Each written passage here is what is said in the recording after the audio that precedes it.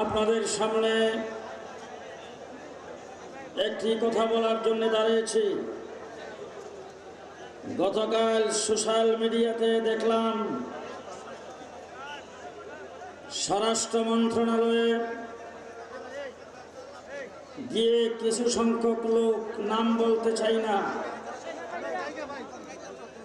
একজনে প্রশ্ন করেছেন, যদি সাদ সাহেবকে বাংলাদেশে আসতে দেওয়া না হয় আপনারা কি করবেন? তারা সরকারকে হুমকি দিয়ে বলেছেন, আমরা কি করব সেটা আমরা দেখব,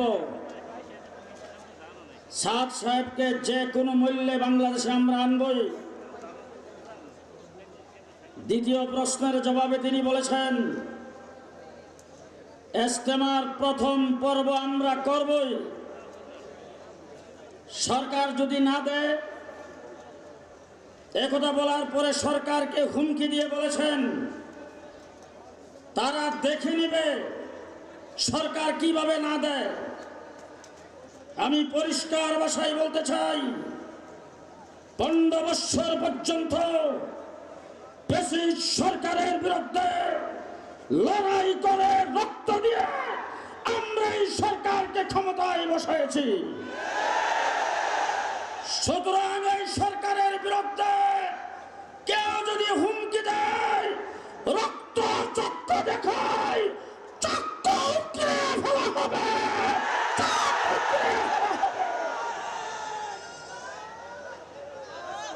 এই সরকার ক্ষমতা আসার পরে বিচারপতিদেরকে দিয়ে কু করতে চেয়েছেন। আমরা ছাত্র জনতাকে উৎখাত করে দিয়েছি। আনসারদেরকে দিয়ে কু করতে চেয়েছেন, নস্যাৎ করে দিয়েছি।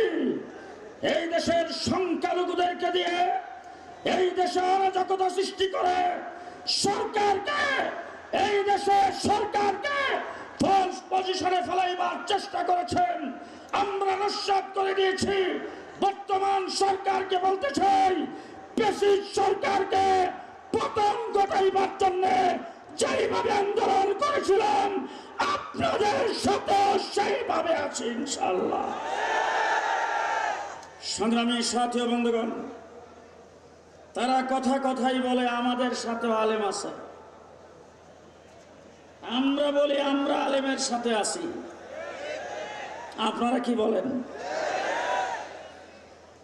তাদের সাথে আলেম আছে, কাদের সাথে? একটি কথা বলে শেষ করতে চাই। বাংলাদেশে হাসপাতাল আছে না নাই? হাসপাতালে কি নার্স আছে? আপনাদের কাছে জবাব চাই, কতদিন পর্যন্ত একজন নার্স নার্সিং সেবা দেওয়ার পর ডাক্তার হয়? বলেন বলেন, কতদিন পর্যন্ত একজন নার্স নার্সিং সেবা দিতে পারলে ডাক্তার হয়?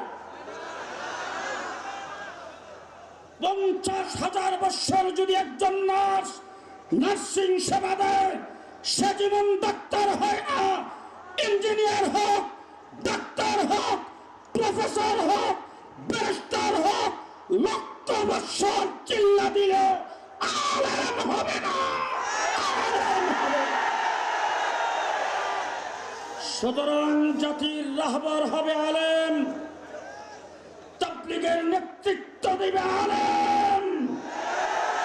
আলেমের বাহিরে কেউ যদি ডাক্তার হয়ে চিকিৎসা করতে চায়, বাংলার মানুষ তা গ্রহণ করবে না।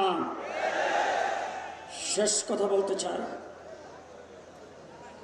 দিন চলবে উলামায়ে কেরামের নেতৃত্বে, দিন চলবে উলামায়ে কেরামের রাহবরিতে। পরিষ্কার ভাষায় বলতে চাই, বর্তমান অন্তর্বর্তীকালীন সরকার, প্রশাসন, সামনে নির্বাচিত সরকার আসবে, দুনিয়া চলবে আপনাদের ইশারায়, দিন চলবে আলেমদের ইশারায়। দৃষ্টান্ত স্বরূপ বলতে চাই, 2টা পক্ষ ঝগড়া হয়েছে, ঝগড়ার পরে একজন মারা গেছে, একজনের হাত পাও ভেঙে গেছে। এটার বিচার করবে মসজিদের ইমাম, মুফতি সাহেব, মাদ্রাসার মুহতামিম। কে করবে? সরকার, প্রশাসন, কোর্ট। কোন এক ব্যক্তি বেগমের সাথে ঝগড়া করে বউ তালাক দিয়ে ফেলেছেন, এই তালাকের ফতোয়া দিবে চেয়ারম্যান, মেম্বার, উসি সাহেব, এমপি।